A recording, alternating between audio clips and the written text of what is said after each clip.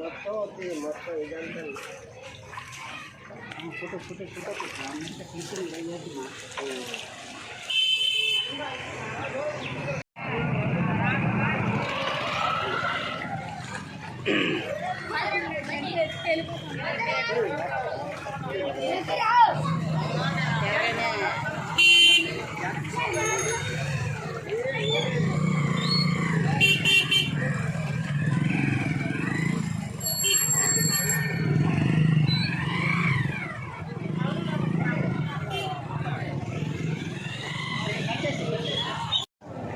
కొత్తూరు మండల కేంద్రంలో ఉన్నటువంటి దళితపేట 2 వీధుల్లోకి 4 వీధుల్లోకి కూడాను వర్షపు నీరు గడ్డ నీరు మొత్తం కూడాను ఇళ్లలోకి ప్రవహిస్తున్నటువంటి పరిస్థితి ఉంది.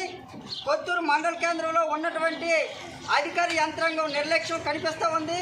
ఇరిగేషన్ శాఖ అధికారులు కాలువల్లో ఉన్నటువంటి పూడికిని తీగిపోవటం వల్ల ఈరోజు ఇళ్లల్లోకి వచ్చి వర్షపు నీటిలో బురద నీటిలోట కొత్తూరు మండల కేంద్రంలో ఉన్నటువంటి దళితపేట రెల్లీలు అంతా కూడా నివసిస్తున్నటువంటి పరిస్థితి ఉంది. ఈ పరిస్థితిని వెంటనే అధికార యంత్రాంగం చర్యలు తీసుకొని తక్షణమే నీరుని పాల్గొయాలని చెప్పేసి మేము ఆంధ్రప్రదేశ్ వ్యవసాయ కార్మిక సంఘం ప్రజా సంఘాల తరఫున ఈ ప్రభుత్వానికి అధికార యంత్రానికి డిమాండ్ చేస్తున్నాం. ఎప్పటికైనా R&B అధికారులు, ఇరిగేషన్ అధికారులు